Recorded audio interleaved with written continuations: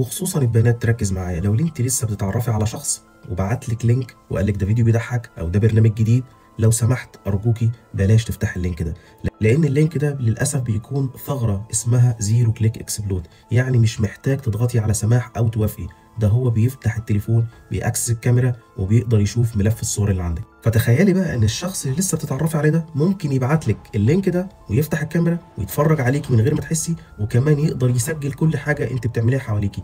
وللاسف بعد كده بيتحول الموضوع لحاله ابتزاز، ولازم تدفعي فلوس للشخص ده عشان يسكت او ما يحاولش يسجل لك او ان هو يبعد عنك. الكلام اللي بقوله لك ده حقيقي، لان لو حضرتك متابع الاختراقات واخبار الاختراقات الموجوده حوالين العالم اللي بتحصل يوميا، هتعرف ان ده اكتر تكنيك وثغره الناس بتستخدمها. كل الادوات دي موجوده على الدارك ويب، اي حد ممكن يشتريها ويبدا يستخدمها مع بنت لسه متعرف عليها او شخص عايز يأذيه.